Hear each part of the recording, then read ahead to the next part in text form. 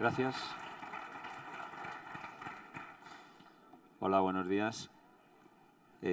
Ante todo, a nivel personal, agradecer a la organización que me permita participar en un congreso de esta importancia y de esta envergadura. Y como neurocirujano, agradecer también que se traiga este problema, esta patología a debate y a discusión, pues después veremos la importancia que tiene. Tenemos, como ya se ha anunciado, dos ponentes de muy alto nivel en esta esfera. Si nos centramos en su currículum, casi que nos comeríamos el tiempo de la mesa redonda. Así que de manera muy resumida, me vais a perdonar que lo resuma tanto, si no, no cabe. El doctor Gerardo Ruiz es neurólogo del Hospital La Paz de Madrid, doctor en Medicina por la Universidad Autónoma, investigador del área de neurociencias del Grupo de Neurología y Enfermedades Cerebrovasculares del Instituto de Investigación de La Paz y miembro de los servicios médicos de la Federación Española de Rugby y del Club Arquitectura de Rugby. Y el doctor Francisco Moya, que es médico de urgencias y de medicina deportiva, coordinador de los servicios médicos internacionales Vita Sanit Hospital Internacional, miembro de la Junta Directiva de SEMES y coordinador fundador del Grupo de Consenso de TCE, de Traumatismo Craneoencefálico de SEMES, y Fellow de la Faculty of Sport and Exercise Medicine del Real Colegio de Médicos y Cirujanos de Irlanda, además de profesor asociado de la Facultad de Ciencias de la Salud de la Universidad de Málaga. Entonces, como podéis ver, son dos personas con un bagaje enorme que tienen preparadas dos presentaciones que yo he tenido la fortuna de poder ver, extraordinarias, con mucha información, y tienen un reto importante en cumplir los 10 minutos que tienen y no salirse del plazo del tiempo. Así que para no ser yo el que lo alargue, os dejo con Francisco Moya. Gracias, Pepe. En principio me gustaría agradecer a José María Villalón, a la Fundación OAFI, a la Fundación Atlético Madrid, al Comité Olímpico Español y sobre todo a Abbott y a Laura, que está por ahí, y a todo su equipo, pues por todo el apoyo que nos dan. Como tengo un reto, yo soy urgenciólogo y me voy a estar moviendo por aquí porque no podemos estarnos quietos, aparte soy médico deportivo. Tengo un reto importante porque se hacen congresos de 3 días ahora mismo para hablar del tema de la conmoción cerebral y de los traumatismos craneoencefálicos leves. Y yo tengo que hacer una ponencia en 10 minutos. No sé cómo lo voy a hacer, pero lo voy a intentar. Un poco de cine. Primero, esto es historia de la medicina pura. Si no la habéis visto, es una serie de 2 temporadas, ahora que están muy de moda las series, y va sobre la vida de un cirujano muy pionero a principios del siglo XX en un hospital que ya no existe en Nueva York, que se llama The Nick.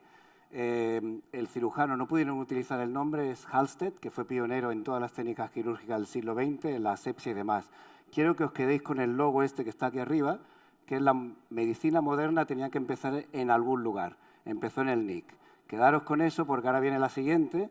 Creo que, sabréis, no sé si habéis visto esta película, creo que es bastante también significativa de historia de la medicina, de un patólogo de origen nigeriano en Estados Unidos que hizo una autopsia y se le ocurrió pues investigar un poco más y descubrió pues un ente patológico que se llama la encefalopatía traumática crónica. Esto le supuso un montón de problemas con la NFL. El mundo del deporte, sobre todo cuando se mueve mucho dinero, puede ser complicado. Pero bueno, si no la habéis visto, pues la recomiendo. Y sobre eso también vamos a hablar y vamos a debatir. También hago medicina deportiva, soy urgenciólogo y vamos a hacer un recorrido entre el mundo de las urgencias y el mundo de la medicina deportiva. He tenido oportunidad de trabajar sobre todo en fútbol y tenis, aquí trabajando, como digamos, en un equipo más importante de élite que estuvo en la Premier, el Boro, ahí me veis, que estoy ayudándoles en un partido en Marbella, y luego pues con un equipo pequeñito de Gibraltar, que Gibraltar juega competiciones europeas, que logró el hito histórico de ser el equipo más pequeño en la historia del fútbol en meterse en una fase de grupos en competición europea. Disfrutamos en el 2021 una experiencia brutal y ahí me veis atendiendo un traumatismo facial a nuestro capitán, que podría haber sido también traumatismo craneoencefálico después de un codazo. ¿Qué pasa? Estamos en el momento de la concienciación de todo el mundo sobre los problemas que nos pueden traer los traumatismos craneoencefálicos catalogados como leves, que después veremos cómo se define y cómo está cambiando todo. Esto es fresco, esto es de junio del 2023, es el último documento FIFA, a ver si lo señalo, lo señalaré con la mano, que es el SCAT-6. Es el documento que todos los que hacemos fútbol o deportes de contacto, además, está avalado por el Comité Olímpico Internacional, por la Federación de Hípica Internacional, por la Federación de Automovilismo Internacional, por la FIFA, por la Federación Internacional de Hockey y, lo veo ahí, y por la Federación Internacional de Rugby. Y es un documento que nos guía para intentar dar el mejor cuidado a un jugador, sea de élite o no, en el campo cuando sufre un traumatismo craneoencefálico y podemos sospechar algunos signos de alarma. Incluso es un documento que nos sirve para el seguimiento. Esto también es muy fresco, lo que está aquí a la izquierda, a mi izquierda, es el nuevo protocolo FIFA de qué hacer cuando sospechamos conmociones cerebrales. Se puso en el Mundial de Qatar en funcionamiento y ahora os daré una sorpresa en la siguiente diapositiva, más cosas. Gerardo hablará después de este documento porque fue pionero en la Federación de Rugby, aunque está también avalado por la Asociación Española de Médicos de Equipos de Fútbol, por la de baloncesto, por la de rugby y lo hizo junto al San Juan de Dios de Barcelona. Y estos son las guías que hay ahora, el protocolo de la FA. La FA va un poco más adelante que cualquier federación. Yo no sé si hay alguien de la Federación Española de Fútbol, pero abogo porque a lo mejor tomen nota de la charla. No voy a ser políticamente incorrecto. Ahora mismo el lema es, si lo veis en inglés, es si tenemos alguna duda, el jugador tiene que salir fuera. Si tenemos alguna duda de que el jugador ha sufrido un traumatismo craneoencefálico y pueda tener signos o síntomas de conmoción cerebral, está fuera. Esto se puso en marcha hace poco. Y la última sorpresa, hace 3 días, el día 4 de marzo, se reunió la Federación Internacional de Arbitraje. Y ahora es la regla, si el jugador en un campo de fútbol tiene signos de conmoción cerebral, tiene que ser sustituido y no vuelve a jugar. Y esto es regla, desde el 4 de marzo. ¿Vale?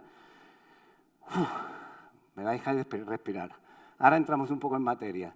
La epidemiología del traumatismo craneoencefálico. Tampoco es una patología que sea muy de fashion, como hemos visto aquí antes. No sé si competimos con la artrosis, pero tiene su importancia. 50-60 millones de nuevos casos en el mundo de traumatismo craneoencefálico. En Europa, 2,5 millones de casos al año. La incidencia, lo veis, 300 por cada 100.000 habitantes por año. Pero la incidencia del TC leve es, valga la redundancia, muy frecuente. El 80 y 90% de todos los traumatismos craneoencefálicos se catalogan como leves. Se produce mayor en hombres, aunque las conmociones cerebrales y los síntomas postconmocionales son más frecuentes en mujeres. Y a partir de 60-65 años hay una incidencia máxima. Patología relacionada con la edad, nos estamos envejeciendo, la población envejece. ¿Por qué? Porque la mayoría de los traumatismos craneoencefálicos se producen por caídas de la misma altura, no por tráfico, no por nada. La mayoría de los traumatismos craneoencefálicos se producen porque nos caemos. ¿Y por qué nos caemos más? Porque vamos aumentando años, con lo cual va aumentando la epidemiología. ¿Cómo voy? De todo esto que hemos dicho, en el TC leve solo hay TAC patológicos, la TC es tomografía computerizada, el 7 al 10%. Requieren intervención neuroquirúrgica menos de un 1% y la mortalidad excepcional es del 0,1%. Esto, me vais a permitir, es la epidemia silente. Ahora que está muy de moda el tema de la pandemia, desgraciadamente después de COVID, todos tuvimos que aprender epidemiología, pero es una epidemia silente. Un poco de historia. ¿Cómo valoramos nosotros los traumatismos craneoencefálicos? Utilizamos una escala médica que creo que es la escala más famosa en el mundo médico, que es la escala de coma de Glasgow. ¿Por qué se llama de Glasgow? Porque empezó en Glasgow. Se publicó en el año 74 y hay un debate, yo he puesto ahí una foto, que los que nos gusta el fútbol, y estamos en el Comité Olímpico Español, no sé si reconoceréis la foto que hay de un partido que se celebra en Glasgow 3 o 4 veces al año, que es uno de los partidos, uno de los derbis más antiguos en la historia del fútbol, que se llama la Vieja Firma. Es entre el Celtic de Glasgow y el Glasgow Rangers.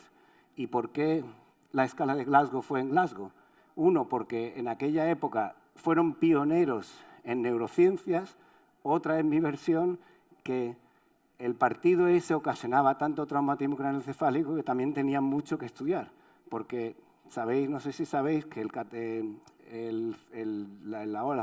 la Vieja Firma, los dos equipos, uno es católico y otro protestante, imaginaros en los 70, la violencia que se producía en la ciudad porque toda la ciudad estaba en guerra y había un montón de traumatismos craneoencefálicos. ¿Sabéis cuál es el beso escocés, no? Pegar un cabezazo. Pues eso es lo que hacen. ¿Cómo se define? ¿Cómo definimos un traumatismo craneoencefálico? Esto es muy debatible, esto está obsoleto y está en revisión, porque un traumatismo craneoencefálico leve está descrito eso, que si tenemos una imagen estructural del cerebro por tomografía normal, si hay una pérdida de conciencia menos 30 minutos, si hay un estado mental alterado menos de 24 horas, que si hay una amnesia postraumática de 1 o 2 días y que el Glasgow, la escala que tiene 15 puntos, está entre 13 y 15. Ahí tenéis todo eso en la escala de Glasgow. Yo voy a intentar ir lo más rápido posible y que nos fijemos en lo que es el traumatismo craneoencefálico leve. Esto está en revisión. ¿Por qué está en revisión? Porque los criterios clínicos para la identificación del TC leve siempre se han basado mucho en nuestra exploración, la anamnesis, que es la historia clínica, y cómo se comporta el paciente y determinar si le hacemos un TAC o no. Esto está en completa revisión. De hecho, en enero ha habido una reunión con la Organización Mundial de la Salud, una reunión de expertos en Bethesda para redefinir todo esto. No creo que haya una cosa, algo tan difuso en la medicina como esto. Y esto tiene que ser revisado porque la última revisión se hizo en el 2004. O sea que es momento ya, con lo que vamos a ver a continuación, que sea revisado. ¿Cómo vamos? 5 minutos. No sé cómo lo voy a hacer. Esto es nuestra caja mágica, que yo le llamo. Esta es la caja mágica y lo que dentro de la caja mágica es nuestro cerebro, que algunas veces no se le da la importancia que de verdad tiene. Y yo simplemente me vengo aquí. Es que no me funciona el puntero. Consume el 20%, ahora que estamos en un entorno del Comité Olímpico Español, el cerebro consume el 20% de oxígeno de nuestro cuerpo. Aunque hagamos mucho ejercicio, nuestro cerebro es lo más importante, ¿no? Nosotros, desde el punto de vista de urgencias, ¿qué tenemos para valorar cuando un paciente sufre un traumatismo craneoencefálico? Nuestras manitas, nuestro conocimiento, nuestra habilidad como exploradores y determinar si el paciente lo metemos en una prueba de imagen con su radiación incorporada o no. Eso es lo que hemos tenido hasta ahora. Los que hacemos urgencias, si viene alguien con un dolor torácico, tenemos electrocardiograma, radiografía, ecocardio, enzimas, troponinas, tenemos un montón de cosas, pero para este tipo de ente solo hemos tenido esto, con lo cual sabemos que sabiendo que los TAC patológicos son solo el 7-10%, es la única herramienta que tenemos diagnóstica o hemos tenido hasta ahora. Y también tener en cuenta que el TAC craneal equivale a una dosis de radiación importante. Esto es un estudio que ha salido hace poco. En chicos, adolescentes hasta 22 años, se ha hecho un estudio de casi 1 millón de pacientes viendo que hay una relación de malignidad por la cantidad de radiación que se les da por los TACs. Con lo cual es importante intentar optimizar el uso de la radiación para diagnosticar algo que se supone que tenemos que categorizar como leve. Estos son los mecanismos fisiopatológicos y lesionales de qué pasa en el cerebro cuando sufre uno un golpe o un daño. Y ahí están los mecanismos moleculares. No voy a entrar mucho en detalle, pero quiero que os fijéis en la lesión primaria, que es lo que nos interesa. Desde el punto de vista agudo, intentar tener una herramienta diagnóstica que nos ayude a manejar estos pacientes, pues en la fase aguda, si hay un daño cerebral, pues a nivel molecular a lo mejor se liberan unas sustancias al torrente sanguíneo que podríamos medir. Y pues eso se pensó hace tiempo. Pero claro, esas sustancias que podamos medir y que nos ayuden a diagnosticar si alguien que sufre un traumatismo craneoencefálico importante, pues hay un proceso de investigación en ello. Se descubrieron lo que se llaman los biomarcadores en sangre de daño cerebral. Y se empezó a investigar. Se empezaron a mirar muchas líneas de investigación. Y se llegó, ya después de mucho esfuerzo, se llegó a la conclusión de que había 2 biomarcadores o 3 que nos podían ayudar a determinar en sangre si había daño cerebral o no, que son la GFAP, la UCHL1 y la S100 beta. No voy a entrar mucho en detalle porque es que, aparte, no tengo mucho tiempo, pero vamos, que sepáis que esto fue un proceso de investigación y que actualmente tenemos 3 biomarcadores que podemos medir y que nos ayudan a determinar si alguien que sufre un traumatismo craneoencefálico tiene un daño cerebral severo o no. Y son estos 3, la OCHL1, la GFAP y la S100 beta. Lo bueno de los biomarcadores es que sean específicos y agudos. Hay algunos que se expresan en otros tejidos. ¿Qué significa esto? Que si yo me caigo, a lo mejor me hago un hematoma aquí y el biomarcador sale elevado. Eso no nos sirve, tendríamos que ver un biomarcador que fuera muy específico para el tejido cerebral. Y en nuestra opinión, la GFAP y la OCHL1 son los que nos sirven. ¿Cómo vamos? Mal, ¿no? Muy mal. Bueno, esto es un poco la cinética de los biomarcadores porque necesitamos biomarcadores que podamos medir en el momento agudo en el que pasa la lesión, ¿no? En el 2014 se empezó a investigar y en el 2018 se publican los resultados de un estudio de 2.000 pacientes que eran militares estadounidenses en el que se le hizo biomarcadores y TAC cerebral a todos los que sufrieron un traumatismo craneoencefálico y se concluyó que había un valor predictivo negativo. Eso quiere decir que si el biomarcador era negativo, el TAC iba a ser casi al 100% negativo, con lo cual descartaba un daño severo o un daño importante en el momento agudo de la lesión. Eso hace que la FDA, que es el organismo regulatorio estadounidense, la EMA, aprueben el uso clínico de estos biomarcadores de la GFAP y de la UCHL1 para el uso clínico, ¿vale? Y esto se pone en marcha.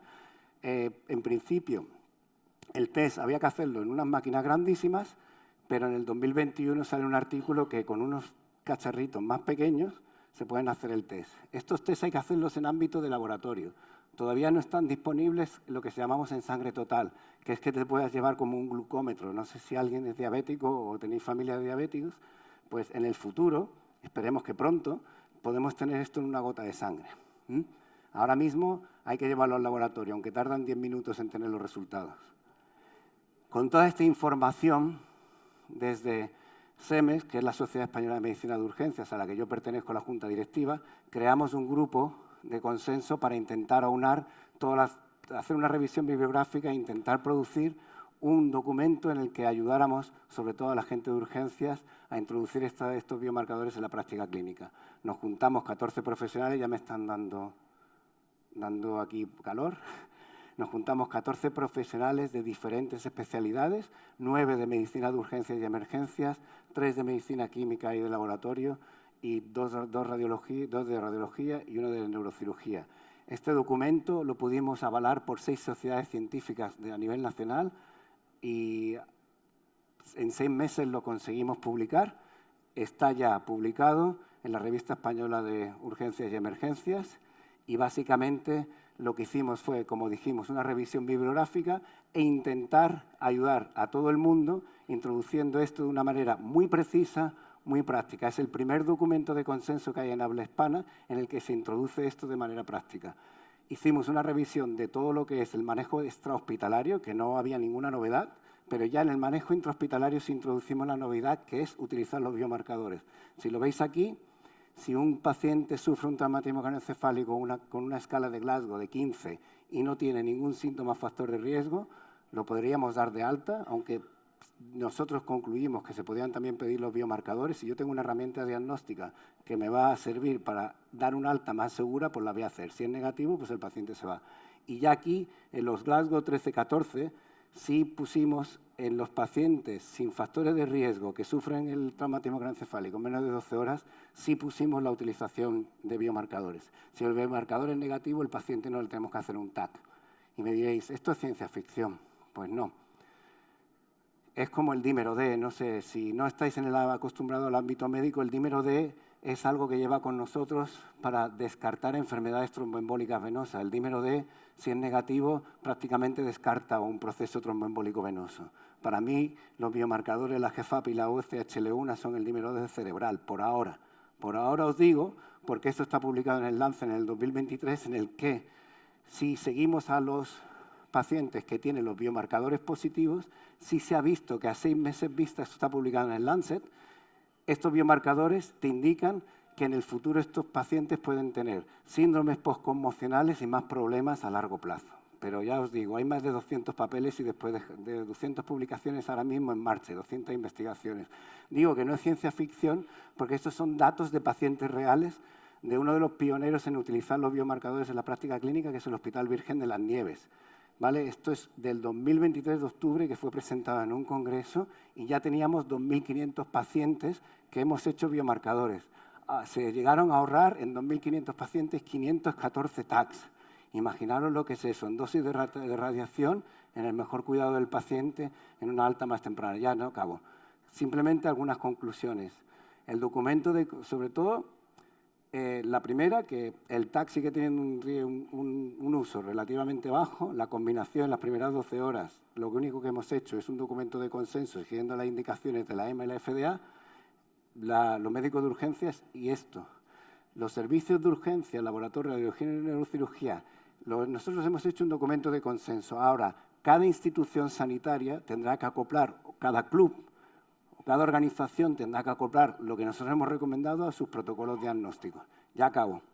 ¿Os habéis acordado de lo que hemos dicho antes de if in doubt, take them out? Esto me lo he inventado yo. Lo tendría que poner un copyright. Yo ahora lo que digo es, si tenéis dudas, vamos a testarlos a estos pacientes. Bueno, ¿cómo vamos? Muchas gracias. Mientras el doctor Moya recobra el aliento, que ya sabíamos que no iba a cumplir el tiempo, pues el doctor Ruiz va a tener que correr. Gerardo. Bueno, pues nada, Gerardo, adelante. Vale, muchas gracias. Buenos días a todos. Primero, agradecer a OAFI por la invitación y la organización de este congreso, a la Fundación del Atlético de Madrid, especialmente al doctor Villalón, que siempre ha demostrado interés y está comprometido con el tema que vamos a tratar, y obviamente al Comité Olímpico Español. Y como tengo 10 minutos y muchas cosas que contaros, voy a ir directamente al grano. Estoy aquí primero como neurólogo y como hobby. En el año 2013 empecé a trabajar con el equipo de arquitectura de rugby y desde el año 2001 con la Federación Española. Pongo esto para decir que esto casi es como un hobby para mí, no tengo ningún conflicto de interés en lo que os voy a comentar. Y sobre todo, mi charla va más orientada a la conmoción cerebral relacionada con el deporte.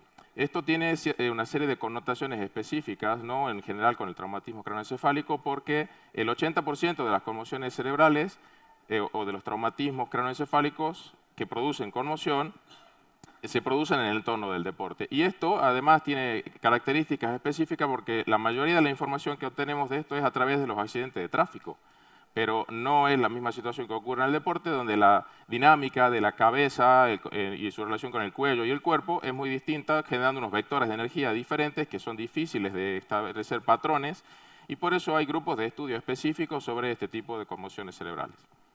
Hay un grupo de consenso de conmoción en el deporte que se reúne periódicamente, y de ahí es donde surge el documento de consenso que ha comentado el doctor Moya, que se publicó el año pasado, y que establece una nueva definición en base a la evidencia actual, pero que es bastante discutible y con aspectos que no quedan del todo claros. Me he atrevido a resumirlo, y una conmoción cerebral relacionada con el deporte es una lesión traumática causada por un golpe directo en la cabeza que puede interactuar de forma diferente con el resto del cuerpo, que inicia una reacción metabólica que puede producir una lesión axonal. Hay otras alteraciones metabólicas y da signos y síntomas que pueden iniciar de inmediato o pueden aparecer de forma retardada. Y lo más curioso es que no muestra alteraciones en las pruebas de imagen que tenemos actualmente disponibles en nuestros servicios hospitalarios. O sea, por más que haga un TAC o una resonancia magnética, va a salir normal. Entonces estamos hablando de una alteración funcional cerebral, pero que cuesta demostrar. Entonces, con la última evidencia, efectivamente, como ha comentado el doctor Moya, tuve la suerte de poder participar en este documento de actualización y una guía de formación sobre el traumatismo, y los autores nos han cedido también la traducción del documento, la herramienta de diagnóstico del traumatismo craneoencefálico, de la conmoción relacionada con el deporte, la versión 6. Lo traigo un poco a modo ilustrativo, pero ¿de qué estamos hablando? Pues de esto. Este es el primer jugador que me tocó valorar de la selección española. Como veis, hay un golpe no de un jugador con otro, sino cuando cae y golpea contra el suelo. Y el jugador queda con una postura que se llama tónica, es decir, con los brazos semirrígidos y que no responden, y no pierde el conocimiento porque menos del 10% de las conmociones cerebrales pierden el conocimiento y luego es atendido por los compañeros. ¿Por qué es importante esto? Porque un jugador conmocionado procesa más lenta la información. Entonces, no sigue los lances del juego. No es capaz de recordar las jugadas. Tiene más riesgo de lesionarse o de romperse el ligamento cruzado, por poner un ejemplo. Y entonces también deja en inferioridad a su equipo. Por eso es tan importante sacarlo. Y sacarlo para que no vuelva a golpearse, para que no tenga una lesión más grave aún. Y además, esto puede llevar a complicaciones que pueden ser serias. Sin mencionar lo que voy a comentar después con el futuro de estos cerebros. Entonces, y este jugador necesita una valoración médica cuanto antes y para minimizar el posible daño que esta lesión le pueda generar. Tengo la oportunidad de valorar jugadores de rugby que sufren una conmoción cerebral, que los retiran del campo, y traigo aquí un caso elegido al azar. Este es un chico de 26 años, sano, deportista de primera división, que tuvo una conmoción relacionada con el deporte hace 4 años y que cuando le hacemos los test y la exploración neurológica tiene la lentitud del procesamiento de la información, comenta que le cuesta dormir desde el golpe, esto es en la primera visita, es decir, menos de 48 horas de haber sufrido la conmoción. Si le digo 10 palabras, a los 5 minutos solo recuerda 4. Esto no es lo esperable para una persona sana de 26 años que además lleva su empresa. Y cuando le hago el test de la figura de copia de Rey, que es un test diseñado para personas jóvenes, para no hacer los estudios típicos del estudio cognitivo de una persona mayor, pues lo hace así. Entonces, resulta alarmante, ¿no?, que una persona joven de nuestros deportistas pues, estén en esta situación mental después de una conmoción.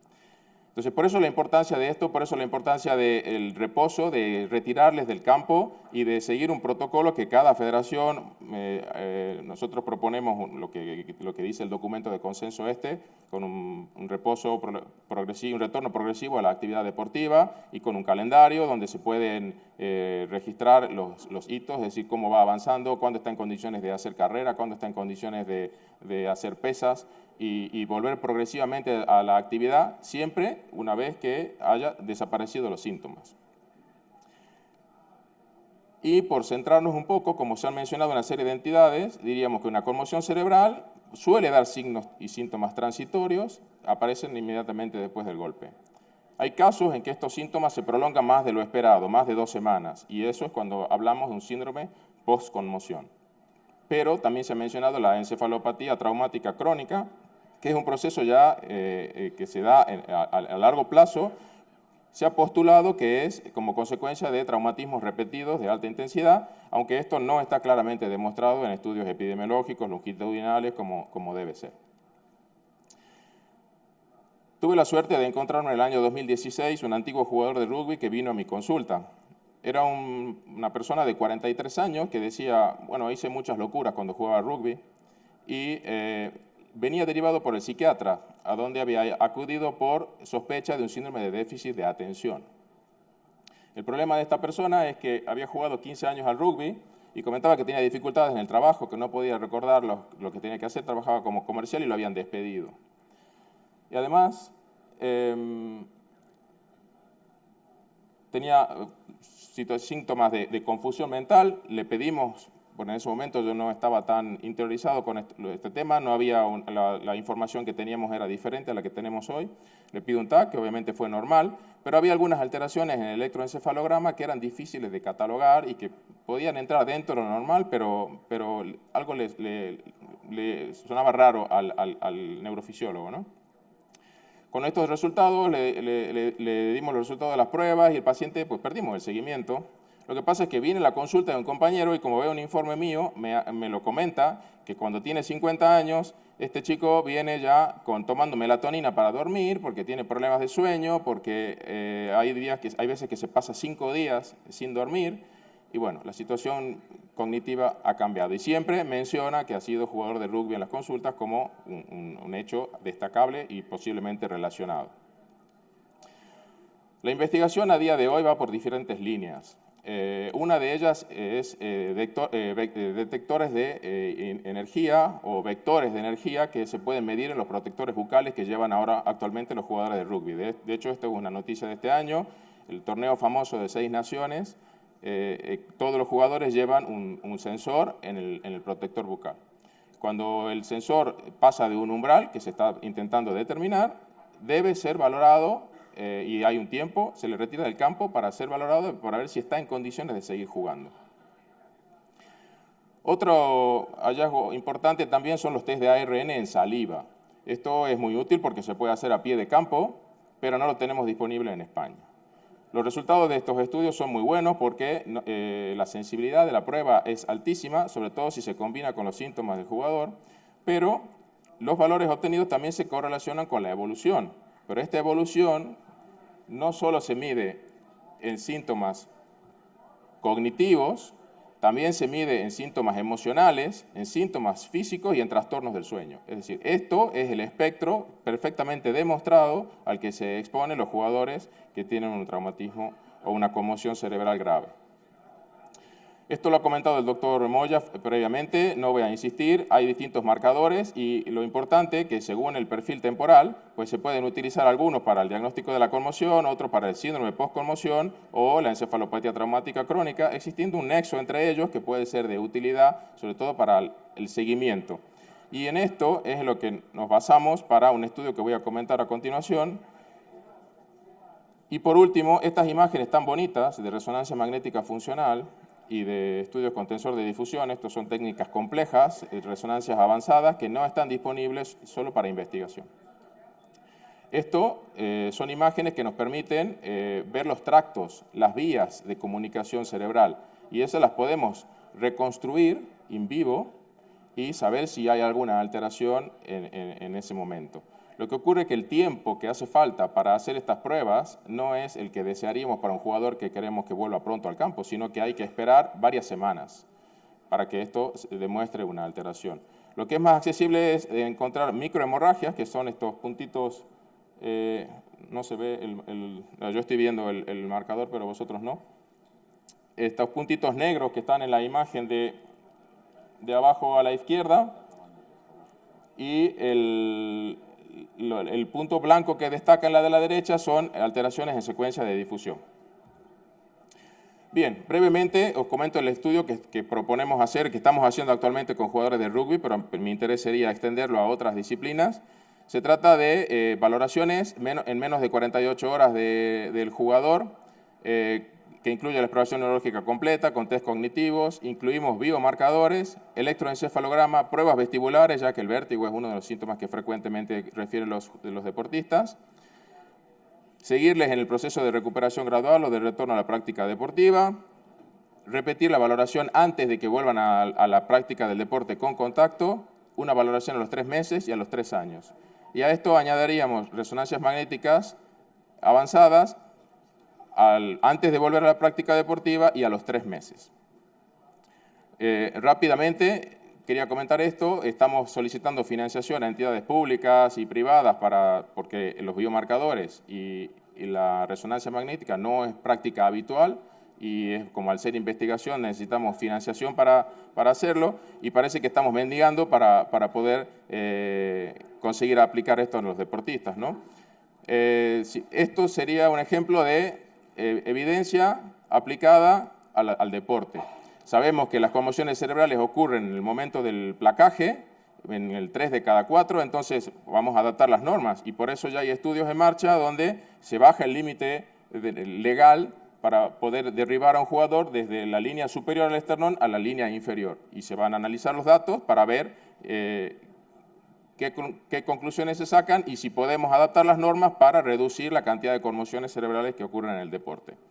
Finalmente, traer aquí las palabras del primer Premio Nobel de Medicina de América Latina, que la ciencia no es cara, sino que es cara la ignorancia, y de la forma más rápida posible he intentado resumir lo que os quería comentar. Os dejo mi correo electrónico por si alguien quiere contactar conmigo. Gracias.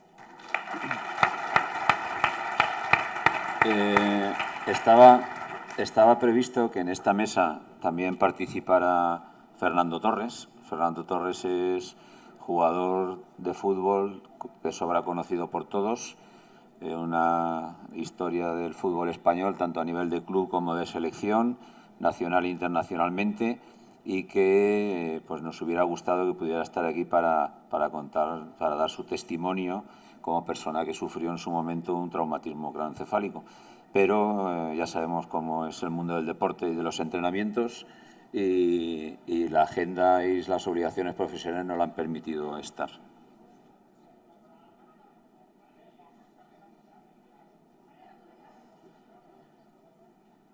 Pues esto es de lo que hemos estado hablando durante todo este ratito. Fernando, bueno, pues tuvo la suerte de que se recuperó completamente. También tuvo la suerte de que le pasó en un deporte mayoritario, en un estadio de primera división con los medios adecuados para atenderle, en una ciudad que también tenía los medios adecuados, pero como mis compañeros han trasladado, la importancia de este tema es que no siempre pasa esto, es decir, que golpes hay en muchos sitios, en campos donde no reúnen condiciones médicas, en ciudades donde no hay los servicios de esta complejidad, o sea, no hay servicios de neurocirugía en todas las ciudades y en todos los pueblos.